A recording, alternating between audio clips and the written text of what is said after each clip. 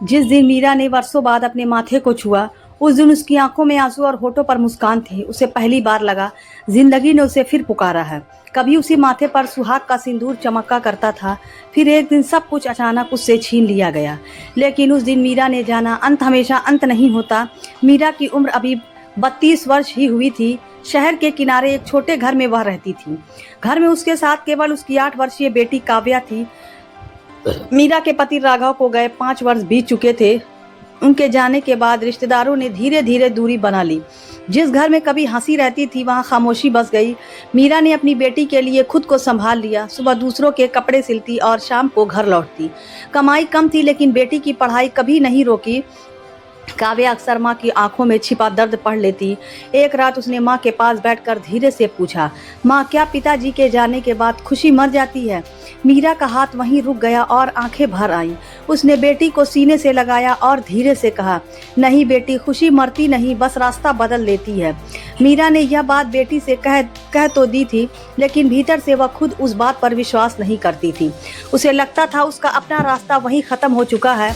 एक दिन काव्या को विद्यालय छोड़ते समय तेज बारिश हुई। मीरा बेटी को लेकर पास की दुकान के नीचे खड़ी हुई। तभी सामने से एक आदमी छाता लेकर उनकी ओर आया। वह आदमी पास के पुस्तकालय का संचालक अर्जुन था। उसने काव्या को पहचानते हुए मुस्कुरा कर कहा, आप चिंता मत कीजिए, मेरी गाड़ी यहीं खड़ी है। मीरा ने तुरंत सिर हिलाकर विनम्रता से मना कर दिया। उसे किसी अनजान आदमी की सहायता लेने की उचित नहीं लगा। अर्जुन ने उसकी झिझक समझी और बिना कुछ कहे लौट गया। अगले दिन विद्यालय में काव्या की पुस्तक खो गई थी। वह रोती हुई पुस्तकालय पहुंची और अर्जुन से मिली। अर्जुन ने बिना पैसे लिए उसे वही पुस्तक दे दी। काव्या खुश होकर घर आई और माँ के सब बताने लगी। मीरा चुपचाप सुनती रही। फिर उसने एक बात पूछी, उस आदमी ने तुम्हारे पैसे क्यों नहीं लिए? काव्या हंसकर बोली, माँ उन्होंने कहा पढ़ाई की कीमत नहीं होती। उस छोटे से वाक्य ने मीरा के मन में कुछ बदल दिया। अगले दिन वह अर्जुन के पैसे लौटाने स्वयं पहुंची। अर्जुन ने पैसे लेने से साफ इनकार कर दिया। आपकी बेटी पढ़ना चाहती है, यही मेरे लिए काफ़ी है। मीरा ने पहली बार उसकी आंखों में सच्चाई देखी।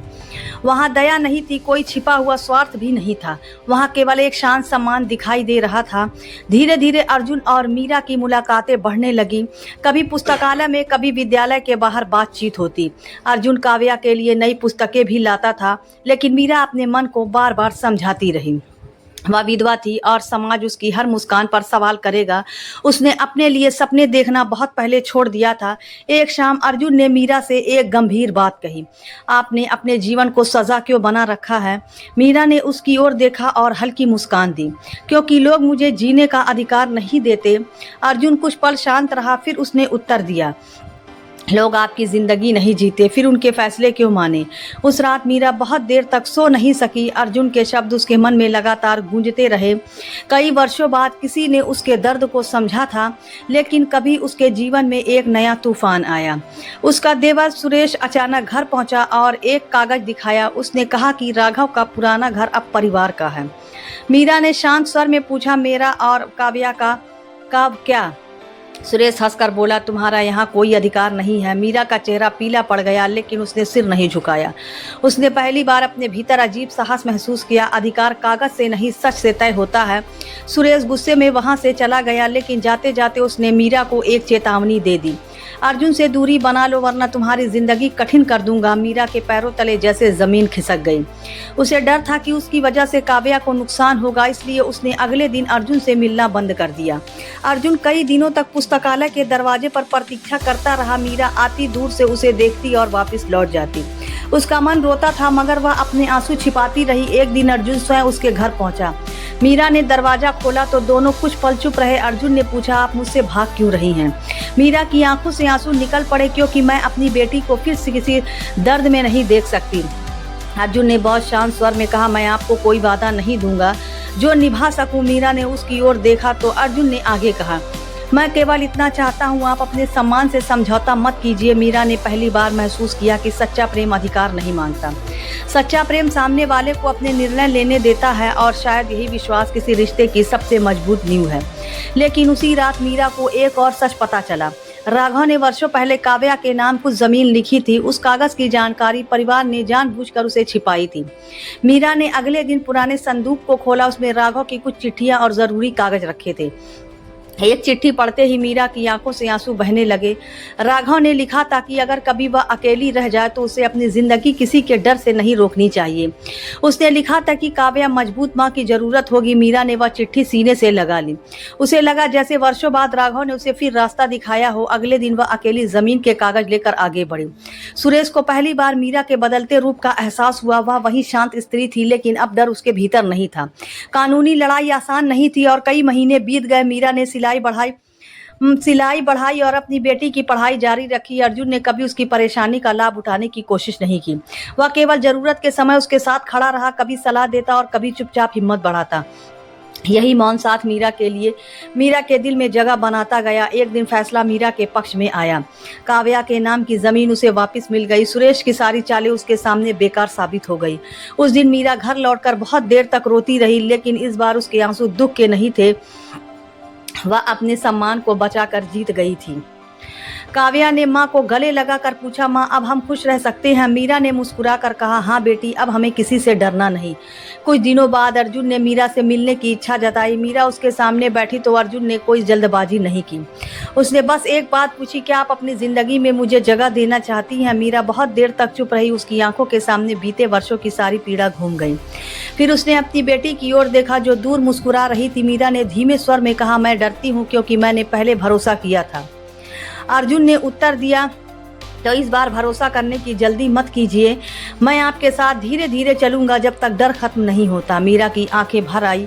उसे पहली बार किसी रिश्ते में अपनी इच्छा की जगह मिली थी। उसे किसी ने विधवा नहीं, एक इंसान समझकर अपनाया था, लेकिन अंतिम परीक्षा अभी बाकी थी।